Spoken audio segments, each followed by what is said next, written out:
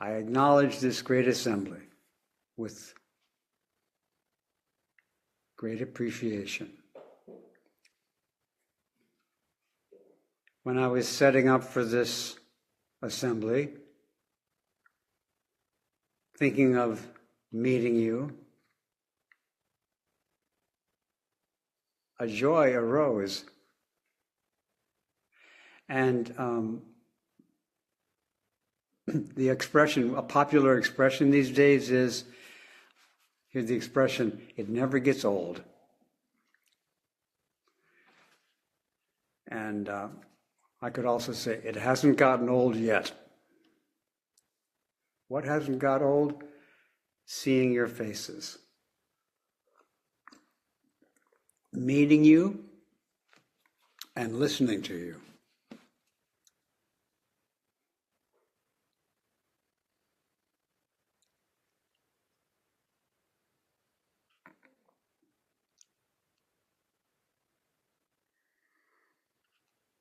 I want to begin today by paying respects to a very important part of our life, which is that we are all fragile.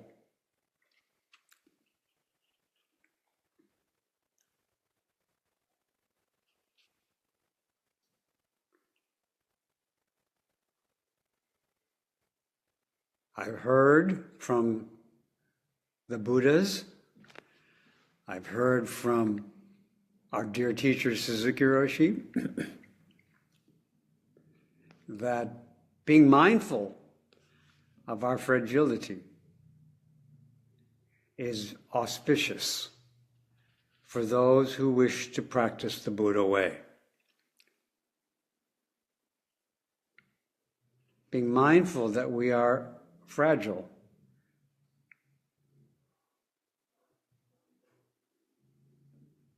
may I go so far as to say, not just auspicious, but necessary for those who wish to benefit the world. So, deep respect for being mindful of our fragility. And also even respect our fragility. And be generous with our fragility. And be patient with our fragility. And be careful of our fragility.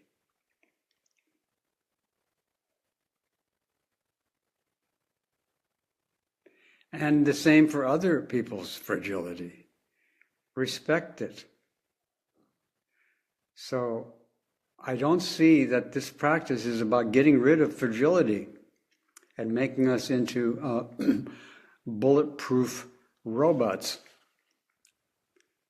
I think it's about appreciating and taking care of fragile beings. And again, for me to remember that the fragility of this body and mind, to really be settled and generous and patient and careful with this fragility, supports me being the same way with others, and the same for you. So that's my second offering.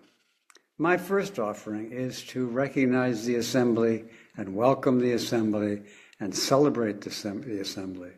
My second offering is to celebrate being mindful and open to our fragility. My third offering is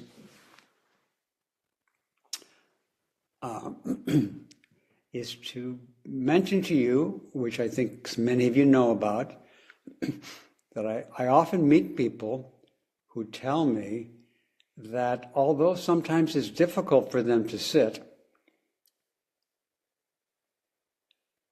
when they do and after they do, they have a subtle sense, a deep but not necessarily explicit sense, that the sitting meditation that they do that sitting in stillness and silence, being upright in stillness and silence, they somehow feel is beneficial. It has positive fruits for us to be still with a fragile, ever-changing body and mind. To not avoid it, to not grasp it, just be upright with it. In sitting meditation, but also walking meditation, and so on. Once again, many of you and others have told me that you feel that this practice is good medicine. It's not always sweet, it's often bitter, but it's medicinal. It helps us and supports us in our work to benefit beings. In our unceasing effort to free beings. Okay? Once again, many of you and many others have told me you do appreciate sitting meditation and other forms of being mindful, for example, of fragility. Being mindful of the body and mind. And then people say, however, I'm having trouble being consistent and regular practicing at home.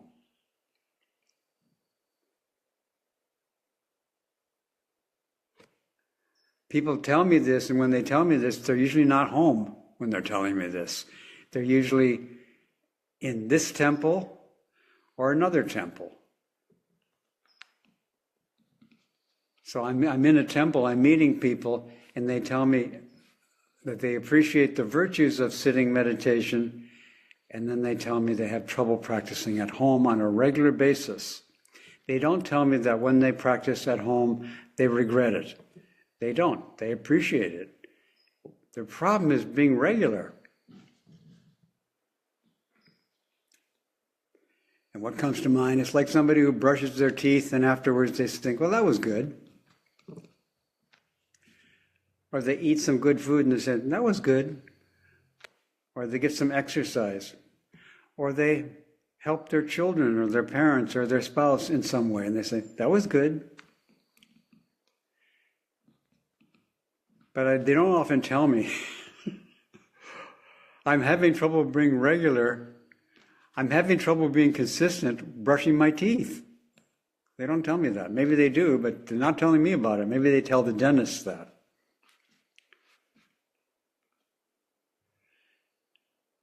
So there are various things we can do to promote a consistent, regular, sitting meditation practice at home. And today, the thing I want to emphasize is that rather than think, okay, I could go sit now, and that would be good, I'm suggesting, well, that's okay, say that, but then say, and me sitting, I'm going to sit because other beings need me to sit. They need me to sit. They need me to sit still and upright in the midst of this fragile, changing world of suffering. They need me to do it. And I'm going to do it as a service, not just to me, but to all Buddhas, Bodhisattvas, and all sentient beings. They need me to do it, and I'm going to serve them by practicing. I'm not just practicing for me, it's a service.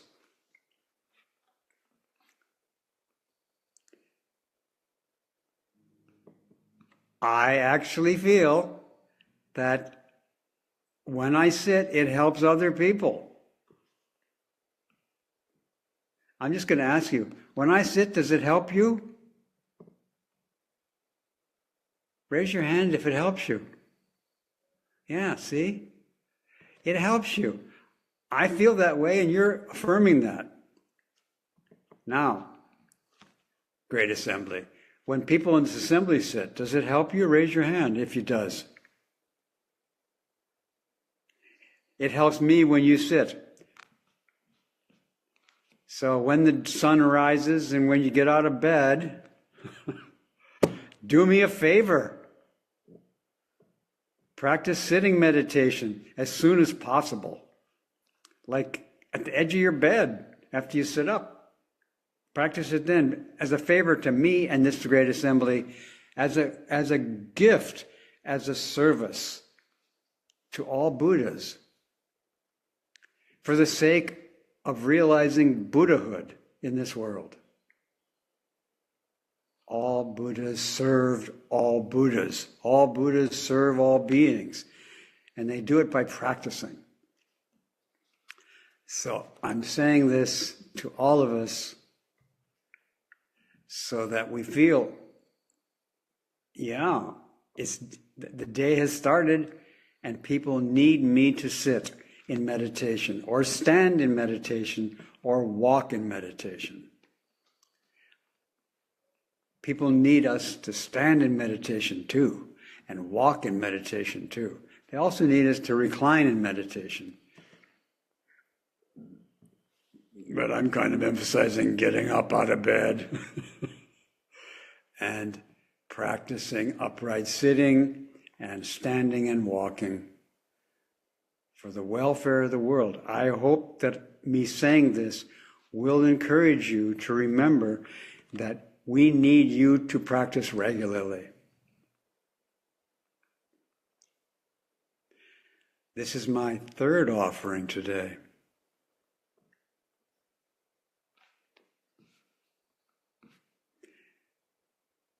Maybe that's enough. Maybe if I offer more, it'll be too much. Praising the Great Assembly, honoring our fragility, and reminding you that the world needs you to practice. And for an example, I need you to practice. I'm laughing because I had the thought, if you don't practice, I'm not succeeding in my job. I'll be a failure if you don't sit. Suzuki Roshi told me the job of a Zen priest is to encourage people to sit upright in silence and stillness. He told me that. He didn't tell me that before I got ordained. He told me that after. So, okay, I accept that job. So I'm here to encourage you to practice, and not just practice for me, but to practice for me. Do it as a service to all Buddhas, Bodhisattvas. Please, I request you to practice regularly. But even not regularly, just always.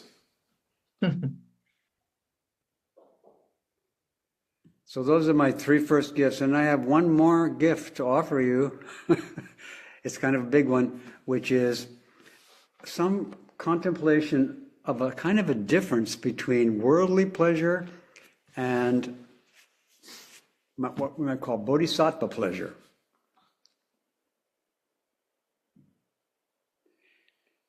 Should I bring that up, or if I already given you enough? Please bring it up. Bring it up? Is that what you said, Tayo? Bring it up? Please. Okay. I second that. Okay. So there is such a thing as worldly pleasure, and guess what? It's pleasant. It's pleasureful. It's pleasant. It's pleasant. Worldly pleasure can be quite pleasant, as you may have known. And sometimes it helps to recognize it when you haven't had any for a while.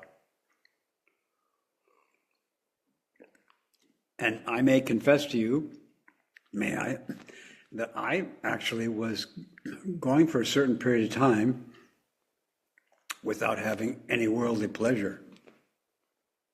For example, this morning when I got up, I was not feeling worldly pleasure. I wasn't. I was feeling worldly pain. And I didn't really, it wasn't pleasant. It wasn't, yeah. But then I came to the temple here and I started to feel something. And I don't know if it was worldly pleasure. I think maybe it was Bodhisattva pleasure. So the joy I feel in thinking of meeting you and practicing with you, I would say that's kind of Bodhisattva pleasure. What's worldly pleasure? Well, worldly pleasure, I recently got some worldly pleasure. A cardiologist asked me to have a blood test. And I did. I had the blood test. I fasted and everything. And I got back the results, and I saw a number of things. And what I saw was that my red blood cell count and my hemoglobin count and my hematocrit count were in normal range. And for a long time, they've been way below normal. In other words, I've been anemic for quite a long time. And I've been doing some things like eating vegetarian iron supplements and vitamin B12 and kale. And I've been eating things which might raise my iron up, which is necessary in order to make those hemoglobins, those red blood cells. And so now I saw, oh my gosh, it's normal. And I had a feeling, a worldly pleasure came upon me. Quite a nice worldly pleasure. And it lasted for, actually now I'm thinking about it, I feel it again. It's a worldly pleasure. It goes away when my red blood cell goes down again. It goes away when my hemoglobin's down. It goes away when I feel tired and weak. That worldly pleasure goes, it comes and goes. But when it comes, it is really sometimes great. But not as great as the joy of practicing with you. And the joy of practicing with you does not come or go. It doesn't go away when I'm in pain or when you're in pain. Matter of fact, the joy of practice, that Bodhisattva joy, is the joy of feeling suffering when you're with people you love. It's a joy that comes because it's a joy, it's a pain, it's a joy in the middle of a pain you feel because you care about people who are suffering. And that joy does not come and go. That's the Bodhisattva's joy. And it's far greater than this wonderful joy of not being anemic for a while. But my not being anemic is fragile. And if I become anemic again, my worldly joy about that might go away. But my spiritual Bodhisattva joy will not go away. Whenever I'm with people who I care about, who are suffering, and I feel I don't feel their pain, I feel the pain of being with them, and I'm very happy to be with the people I care about in their pain. That doesn't come or go. That whenever the situation's like that, there it is. Whenever I'm with someone I care about, really, and they're suffering, I feel pain. And I feel joyful that I feel that pain. And I feel joyful being with them in their pain.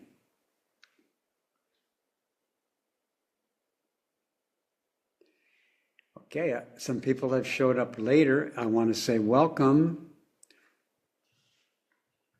Brenda. No, excuse me, Brendan. Welcome, Brendan. Hey, you look more like a Brendan. And welcome, Susan. And welcome, Stephen.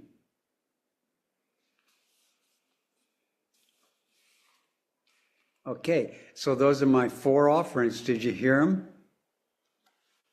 1, honor the Great Assembly. 2, honor and respect our fragility. 3, remember we need you to practice so that you can practice, because we need you to practice. And if you don't remember we need you, you might forget and not, because you might have something else you'd like to do. But don't do anything else, please. Just practice for us in everything you do. And 4 is these 2 kinds of pleasure, these 2 kinds of joy.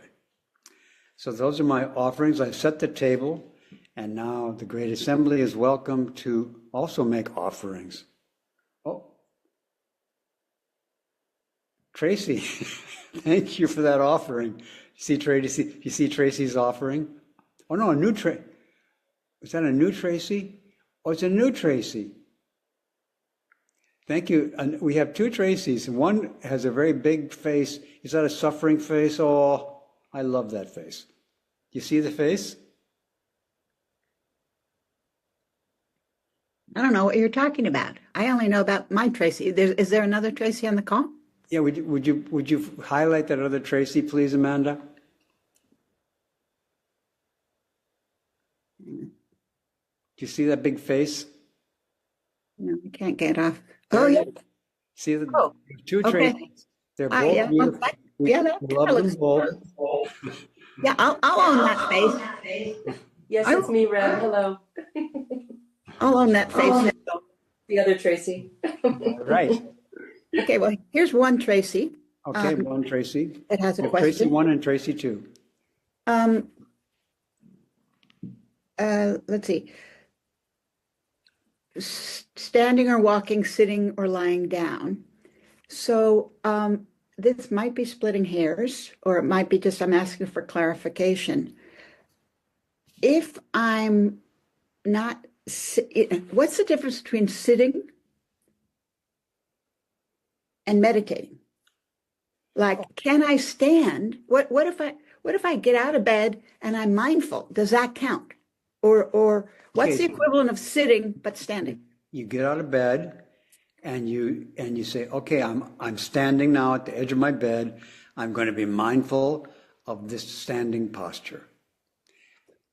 But you can't be mindful like of getting dressed and making breakfast. That doesn't count if you're doing it mindful. It does. Okay, here we go. Ready? Thank you for your question, Tracy. Here we go. Stand up. Okay, I'm standing up. What's the deal now? Oh yeah, I'm standing up and I'm mindful of my posture. And I'm mindful of my posture as a service to awakening. I'm mindful of my posture. That it's good, but it's not just good. The world needs me to do it. And I'm doing it not just to do something good, but to do something good for the Buddhas and Bodhisattvas all over the universe. Okay, now I'm going to walk, maybe to the bathroom. And this walking, it's going to be a mindful walk. And Reb needs me to be mindful when I walk to the bathroom, so I'm going to be mindful. Otherwise, maybe too much trouble. Tracy needs me to be mindful when I walk to the bathroom, and I'm going to walk to the bathroom for her and all beings. Being mindful of walking to the bathroom, and being mindful to walk to the kitchen, and be mindful of making your breakfast. Those are all meditation practices. However, and when people do that, when they're mindful making breakfast, most of the people, or maybe all of the people in this assembly say, this is good. It's good to be mindful making breakfast. I'm having breakfast, but I'm not just having breakfast. I'm mindful of making my breakfast. I'm mindful of eating my oatmeal. And I'm doing this because people need me to. Reb told me he needs me to be mindful when I eat my oatmeal. That helps me be mindful when I eat my oatmeal. If he told me he needs me to eat my oatmeal, that would also help me. But he didn't tell me that, because I eat my I eat my breakfast regularly. I need help practicing meditation, the Bodhisattva meditation. I need help with that. And it helps me to remember people need me to do that. And when I do it, they appreciate it. When I sit, I feel your appreciation of my sitting. Even if you're not in the room, not to mention if you are in the room. And you come and tell me you appreciate my sitting. I'm telling you, I appreciate yours. So the mindfulness of all activities throughout the day is meditation. So we get credit, You get merit. merit. You get virtue. Because It helps, and the whole world is helped. So what I'm emphasizing is, remember that it's not just you that creates merit. We need you to do this meritorious activity. Because if it's just for you, you might say, oh, I'm too tired. But say, oh, it's for Suzuki Roshi. He told me he needs me to sit. He told me that, like when I got ordained, I said to his wife, I said, what gift can I give Suzuki Roshi? And he said, practice. My practice is a gift to my teacher. Your practice is a gift to your teacher. Knowing that, I think, will help you be more regular. It's not just a gift to yourself or even to your close friends. It's a gift to your teacher and all beings. Even it's a gift to your enemies. How's that, Tracy? it's excellent. I want to say I feel very touched that you've asked something of us. In all these years, you just give.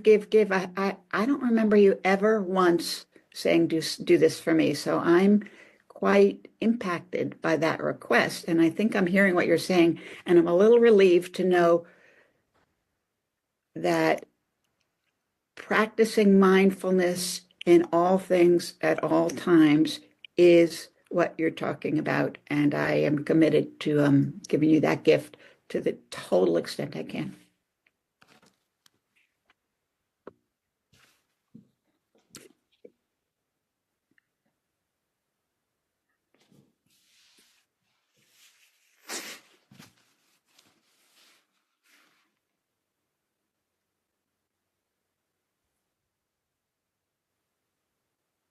Speak, Justin, please. I was trying to figure out my Zoom controls here. Sorry. We talk about mindfulness so much, and I often think I have an understanding of what mindfulness is, and I often don't. I still, after all these years, don't know if I know what being mindful is, or if I'm successful at being mindful, and was wondering if you could re-explain what it is when we're actually intending to be mindful, and how to know if we're successfully being mindful. Number one, example. I'm going to reach over and grasp a glass cup of water. When I'm practicing mindfulness and I grasp a cup of water and lift it up, I know I'm grasping the cup and lifting it up. And then when I drink,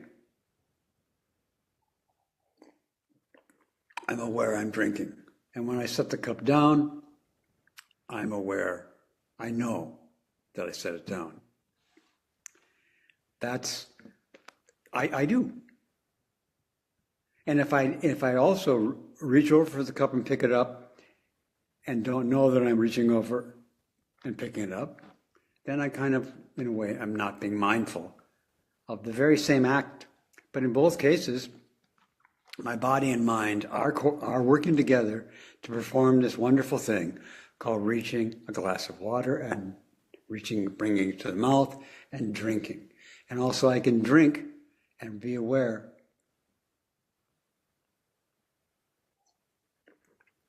of the water going in my mouth. And I do find myself that being aware of the water going in my mouth helps me get the right amount of water and not get too much. I don't usually have a problem with getting too little of the water, but sometimes I get too much and it's hard for me to swallow. because I'm not being careful. And my fragile mouth and my tongue and my throat. So in that case, I think I wasn't very mindful the way I drank that water. But that time I was pretty mindful. I knew what it felt like for the water to come into my mouth, and I felt like when it went down my throat, and it was all pretty smooth. Now, to know that I'm mindful, I think, is going to be sure, and to be sure that I'm successful. That is something to be mindful of, not something to try to get. So I'm doing this, but I don't know if I'm mindful. I'm not sure that I'm mindful. I'm just following this, what the Buddha taught, that when practicing mindfulness, one is to watch and see if you can know what you're doing with your hands. When they're like this, you're aware they're like this. When they're on your cheeks, you're aware, oh, my hands are on my cheeks. And in this particular situation, I was a little surprised. Often you're surprised what it's like when you're actually aware. My hands are kind of cold and my cheeks are kind of warm. Now, here goes my hands away from my face, and I know they're going away. So this is an example of instructions for mindful. But mindfulness is too vast and wonderful to be sure that you're doing it. But these are some instructions for it. And I would say, just be careful to try to be sure that I'm practicing mindfulness is more like an anxiety. And it's good to be mindful. I'm feeling kind of anxious about whether I'm actually mindful. Okay, let's be mindful of that anxiety. When the person is anxious, they know they're anxious. Okay? Okay, thank you. You're welcome, Justin. Thank you for your wonderful question.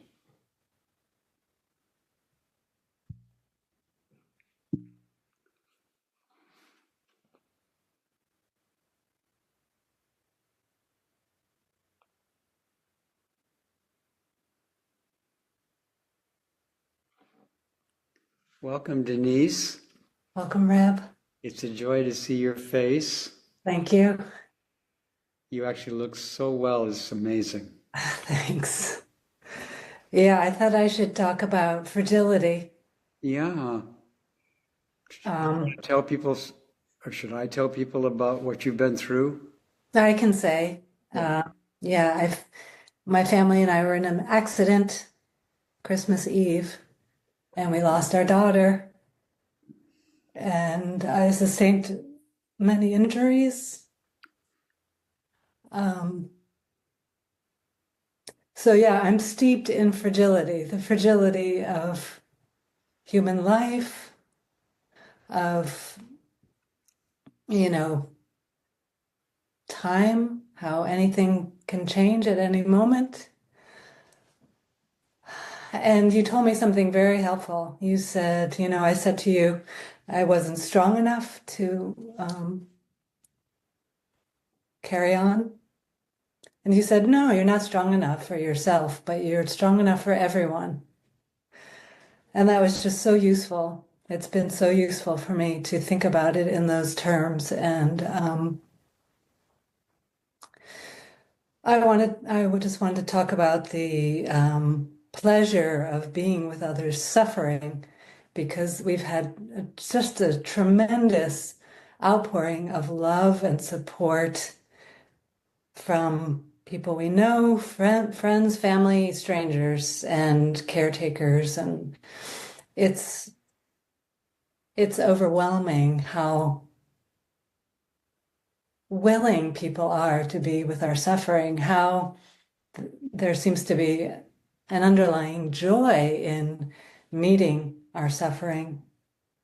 And I think the same thing you told me about I'm not strong enough to do it for myself applies to being the recipient of people's attention and support, which is, has always been uncomfortable for me,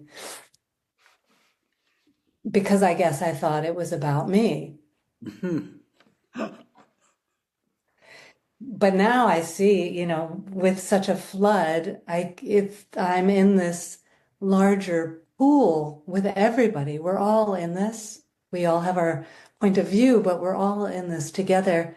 And I, you know, I, I don't resist any of the support we're getting or the love that we're getting. It's all just welcome and part of everything.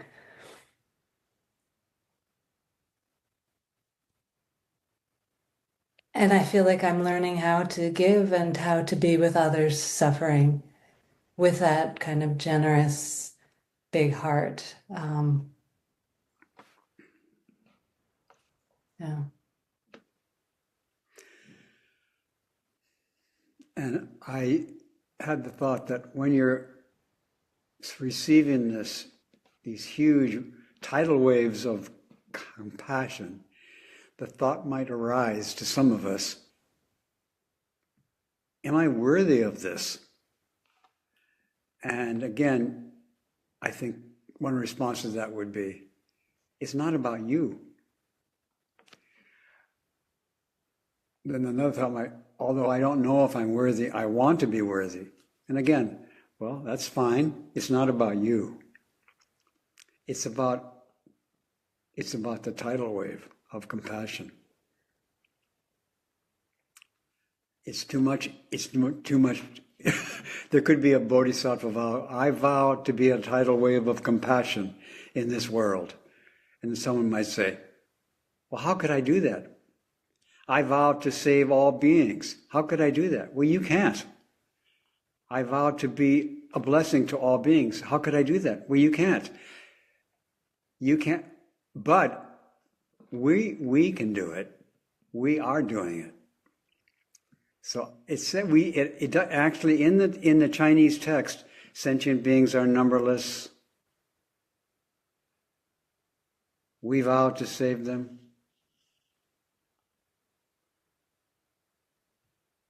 Or I vow to save them. There's no I. It just says sentient beings numberless, vowing to save them. But we wrote in, some people say I is understood. And then many people say, I can't save all sentient beings. And I say, yeah, right, you can't, but we can. And so I'm not saying we should change the translation, but we consider sentient beings are numberless, vowing to save them.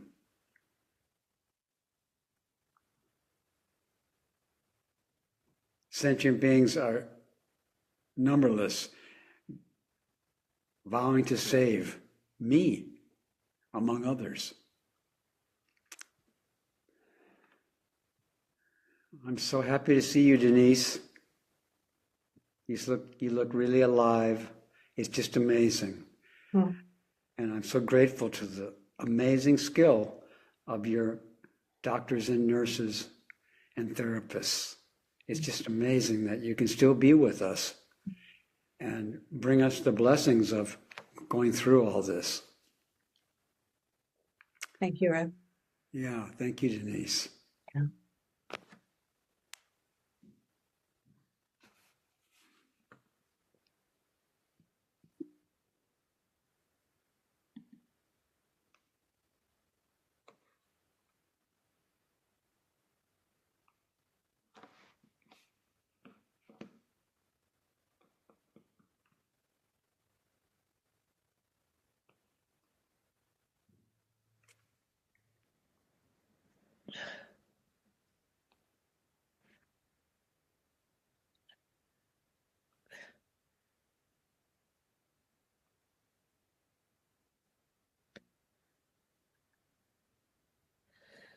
Well,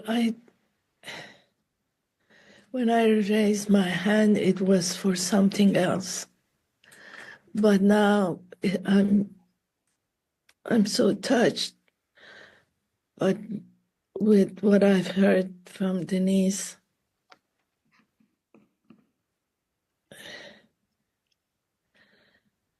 It never gets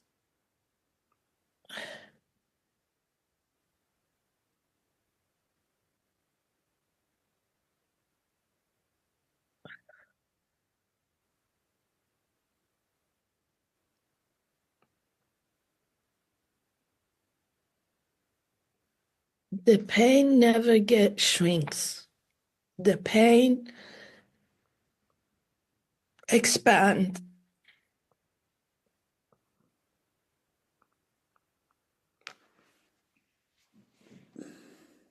I don't want to say anything now. You said it. You said a lot. Thank you. I really appreciate your offering.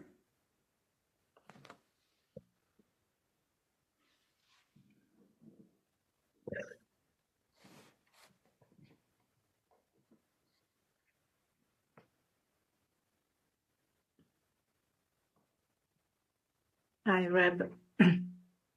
And hello, the assembly.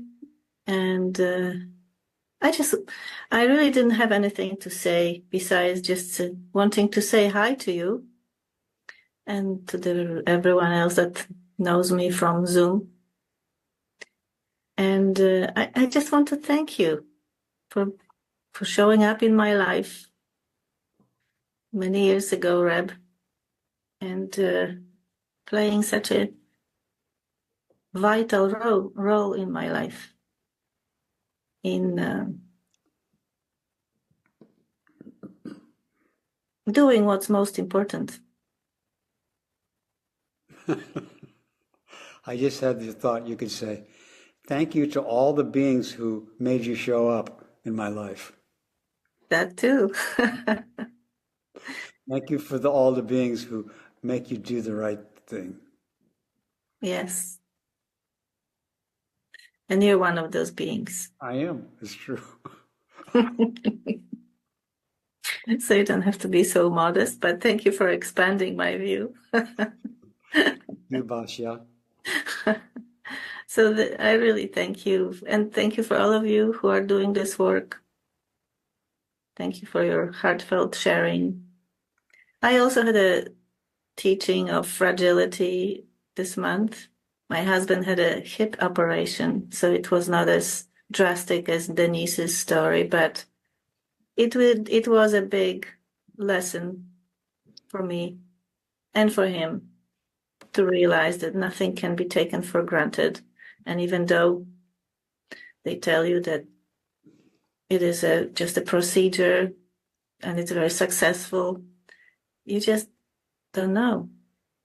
So it was very tense before the operation and everything went fine. And afterwards, Derek was in a lot of pain, and it's impossible not to feel his pain and my pain and go through that together. And what I saw was that it really, it was a gift in many ways. And when he chose not to take all his morphine in his first days, because out of maybe fear not to miss something in his body, he wanted to be somewhat aware. And he wanted to know what changes are taking place. So rather than taking 4, he would take 2 pills. So he was in considerable amount of pain. And I was too, because he was hard to put up with at times. He was on the edge. And that really brought up new opportunity to practice. Pain brings out most deepest things that are still hiding in us, for him and for me. And it truly transformed our lives. So gratefulness for everything. Yeah. Wonderful. How wonderful. And after that, like today, when you mentioned about suffering for others, being strong for others, thank you for that, because as I'm approaching old age, entering it, and I was thinking, oh my goodness, it is such a heroic act to age. It is really an act of heroism. Like during these 2 weeks pre and post surgery, I was achy all over my body. And it was just And I thought, oh my God, I'm only 63. What's going to happen when, when I'm going to be 70 and 80 or 90, as I know some people who live that long. And I was wondering, like, where do they get the strength? So it was good to hear these few words today, where the strength comes. Thank you. Thank you.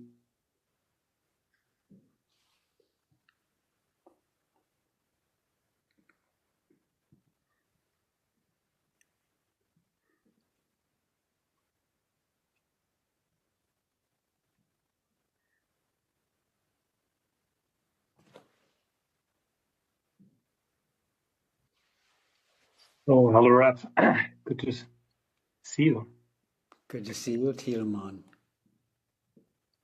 Yeah, I have, I would say, a confession I want to make, which what you talked about, or the 4 gifts you gave us, brought up. So there's a friend of mine I love very much, and she's currently going through some very hard times, having cancer, and kind of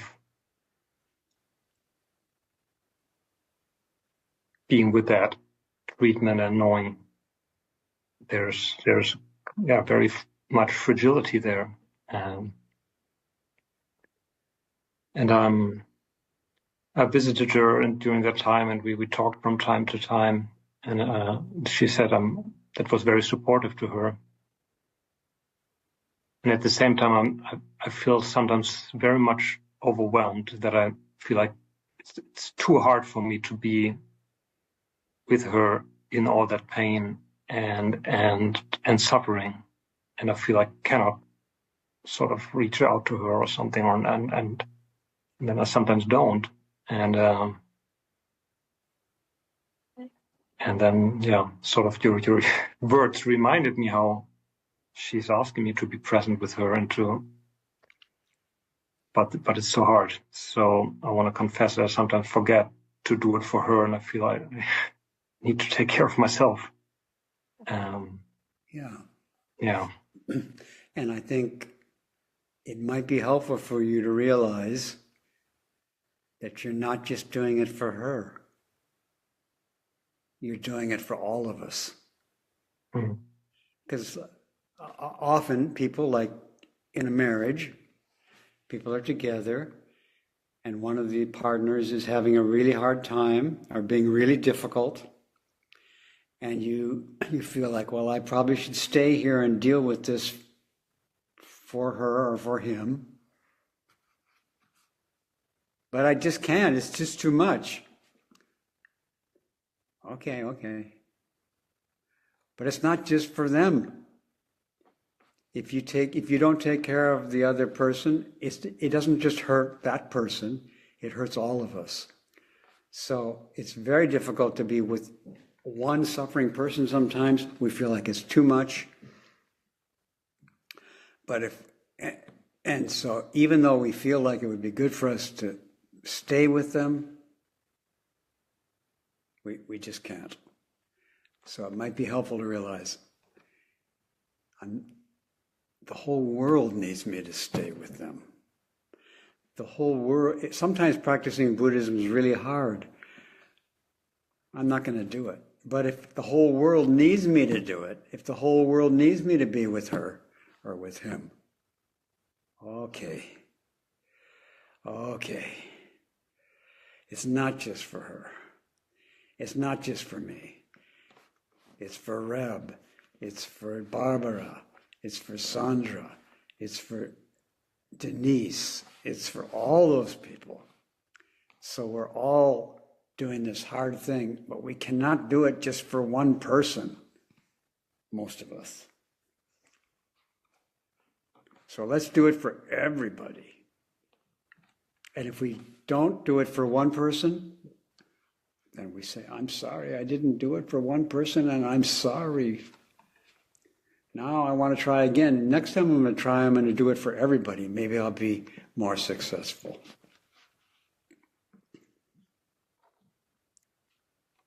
Thank you very much. You're very welcome. Those words support me very much. Great. And her, and hopefully everybody. Yeah.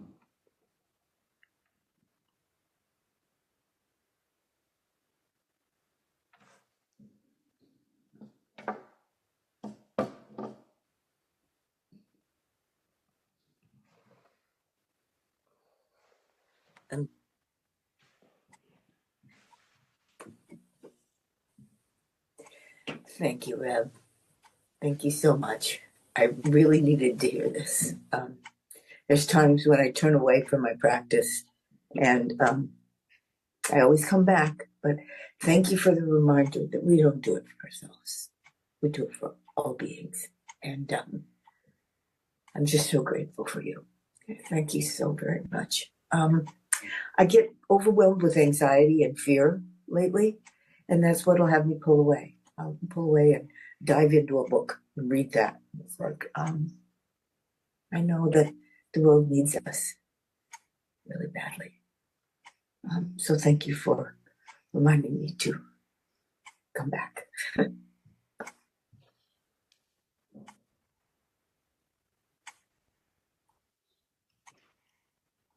You're welcome. Thank you.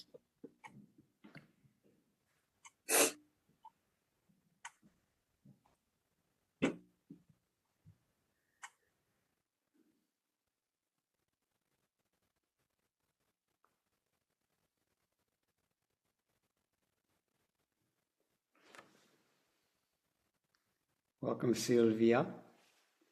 Hello, Reb. Hello, everybody. I feel just the appropriateness or the timing of your offering as what I am at the present moment is almost like wallowing in my own fragility. And I have that ability to do that. And so I want to thank Denise and just the whole assembly. The question is, I have the ability to feel the fragility, mine and others, like almost like an attraction to it, like a big, like, okay, there I'm going there, I'm going, but not so much the ability to be upright with it. And Denise was an amazing teacher today, and I admire and I am inspired by that ability. And in my case, I feel that what I manage to do is to see it arise and fade, but to be upright when it comes, I have not accomplished. And Sometimes you are, right? It's more like I'm there and then it fades. It just goes away. However, when it's there, I just don't feel I'm upright with it. Okay. And one time you said, why don't you just go for it? Just go for it. Just go with it. And anyway, it's not a new subject. No. And It's not.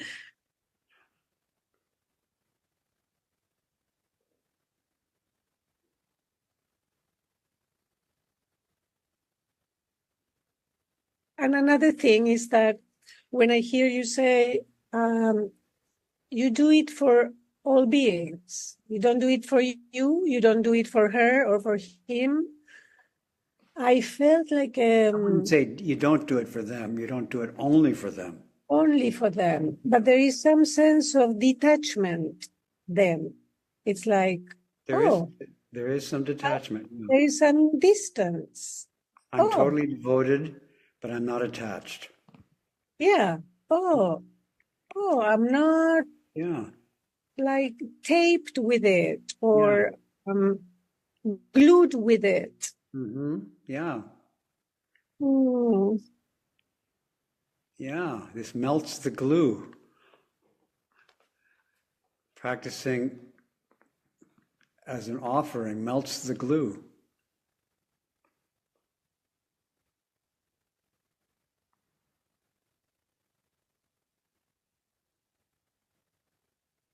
And then the other component is that I feel your presence, somebody also a friend's presence or anybody of this assembly at some point, they're like an anchor. I feel like an anchor. Oh, I don't do it, but they're doing it. And almost like a mirror in a way, oh, Yeah. oh, I'm doing it too, or something like that. Yeah. Oh, I forgot. Oh, I remember.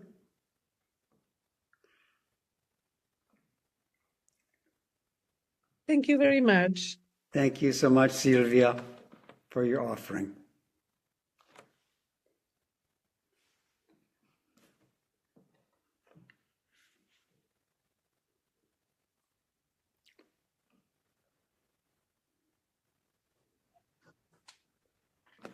Good morning. Good morning.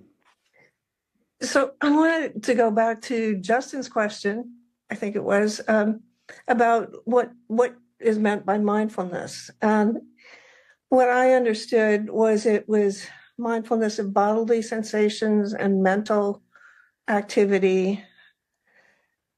Those are like frames or foundations. They're not the mindfulness itself. So it's not that feelings are mindfulness.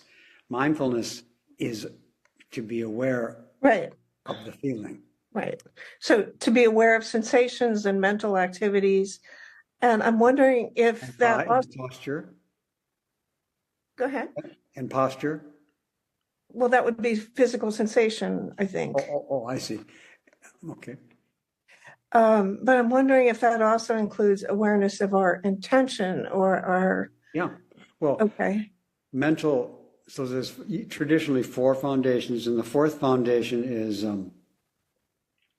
called it's mindfulness of dharmas, or mindfulness of all the various objects of mind consciousness.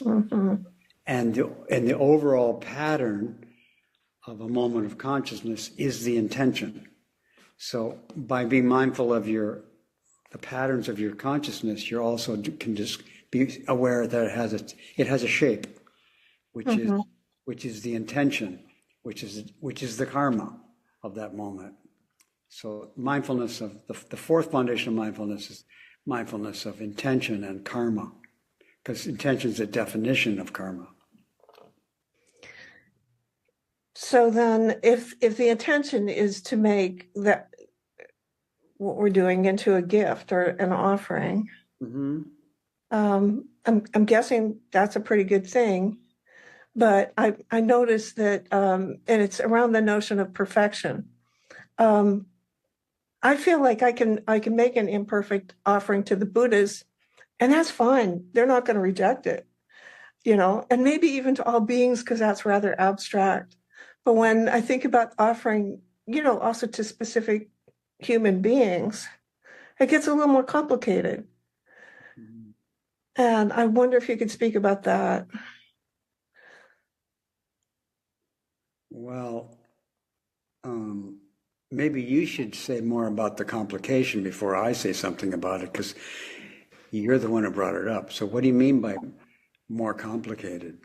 Well, the offering is, the imperfection of the offering might not bother the Buddhas or all beings, but it might bother specific people, or it might not be quite the offering that they wish they were receiving. Or could you give an example of an offering that might be imperfect?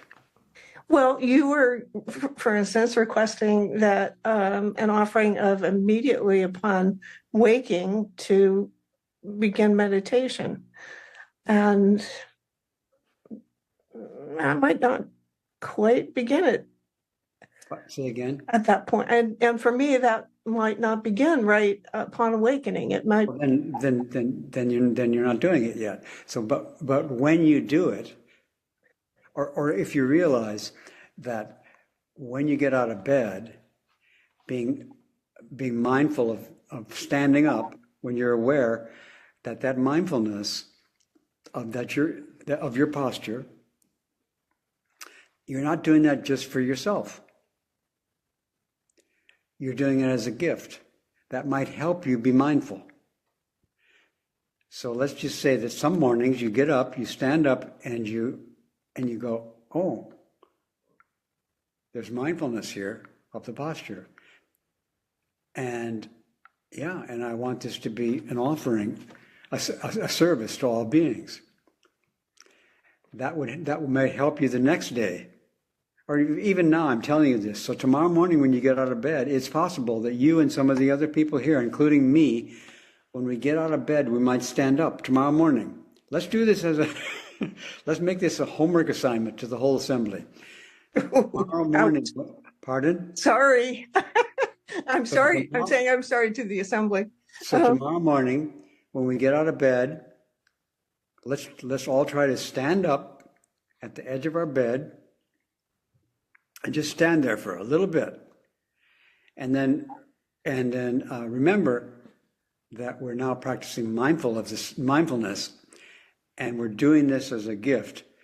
And now I'm saying, in addition to that, please do this tomorrow morning as a gift to the assembly.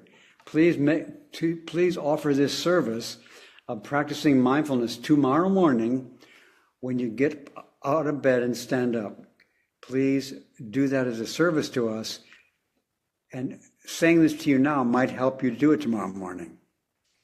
And if what happens when I get up tomorrow morning is I'm in the fog for a little while, can I offer the fog?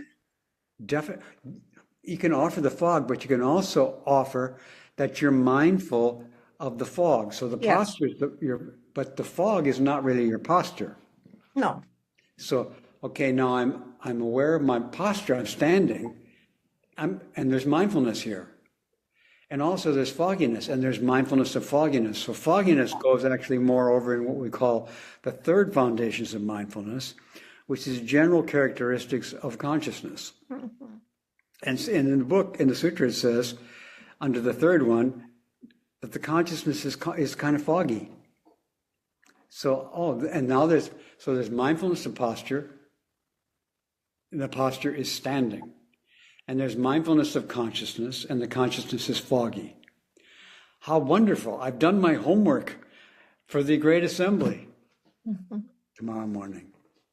Now, there could be walking to the bathroom, to the kitchen, or maybe I'll just stand here for a little longer. And now the walking, and now there is awareness of the walking. And remember that it would be good for us if you all were aware of your walking after you're aware of your standing. So as you start to walk from your bedroom into the bathroom or the kitchen,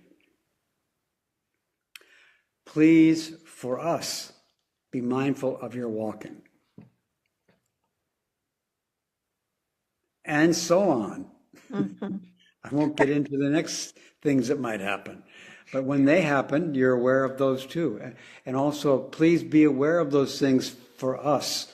Not just because it's a good thing, it is a good thing, but we need you to do this good thing. Mm-hmm. For me, personally, the experience often is, it's in walking that I start to wake up. It's like the first movement is kind of there it is again, automaton, and then I start to wake up as I'm moving. So now you're aware of your walking, mindful of your posture walking, and you're also aware that your consciousness is changing. Right. It's going from foggy to less foggy. Yeah. So you're aware of two of the four foundations by being aware of your posture, which is walking, and the consciousness, which is not quite so, the fog is clearing. This is the third foundation of mindfulness. And the attention isn't quite clear yet, and I don't know what we have two. We don't have intention, and what's the fourth one? The fourth one is getting into the details of the consciousness, like that there's an intention to keep walking, or there's the intention to be helpful today, or there's the intention to brush the teeth, or there's the intention to make breakfast. Those are the overall patterns of the consciousness, which is that's the karma of the moment. But it's hard to look at the fourth if the third is foggy. It's not impossible, but, and usually Buddha teaches them in order. First, the posture and the breathing, then feelings, because feelings are kind of grosser than some of the things coming up. Then the consciousness, the general characteristic of consciousness, like foggy or clearing, or could even be clear. And if it's clear consciousness, it's going to be more successful to get into the details of the mental workings of the consciousness in the fourth. Yeah. So, but actually, when you do all four, you realize they mutually include each other. But it takes some practice to realize that when you're aware of your posture, you can also be aware of your intention at that moment too. Like, I intend to continue to stand. I intend to continue. There's an intention to continue to be mindful. Well, you're doing the fourth together with the third. You're aware of that intention and also the physical posture. And even though it's never perfect, it's always something that can be offered. It's always something that can be offered. Yeah. Thank you. And being concerned with perfection is one of the things that's in the fourth category of mindfulness. Oh, there's an intention, there's a wish to be perfect. Oh, you can be here too. Okay. Thank you. You're welcome.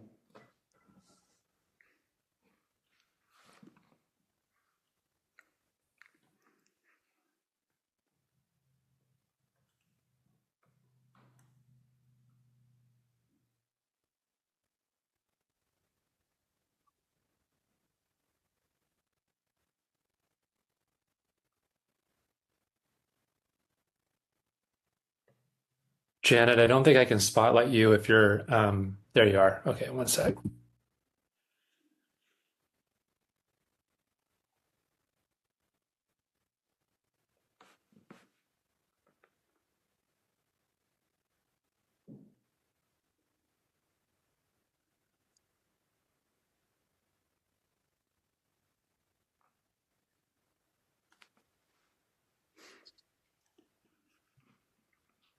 Yeah, can you speak, Janet?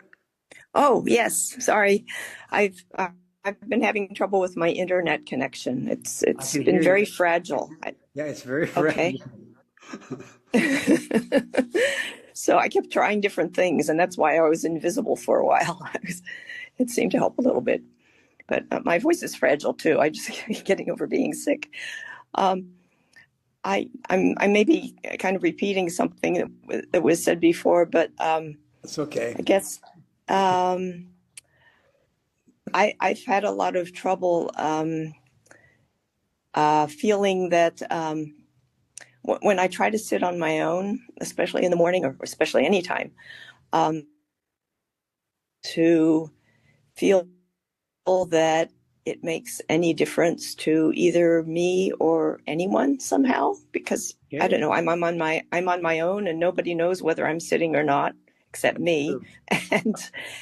And it's hard, and I can tell myself that, it's good for me. It's good for other beings, but it doesn't feel real to me. It feels like just an idea, kind of a fantasy. And, if I'm sitting, if there's a zendo nearby and I go to sit there, I can feel it. It means something. It has an effect. There's something real happening with all of us there in the zendo. But if it's just me and there's no one else around, it just seems imaginary somehow and not real. But so I don't know. It's something I have repeatedly a lot of trouble with. Oh. Well, you are bringing up a similar problem, but it's nice to hear it in your version. And for example, you said, if you're sitting at home, you think nobody knows if you're doing it, But if you go into a Zendo, you can feel that people do appreciate you being there. Right? I think mostly I feel I appreciate them. I feel their energy. There you go. And then I feel, it's kind of, it's us together. It's not like it's me and them. It's kind of, it's we.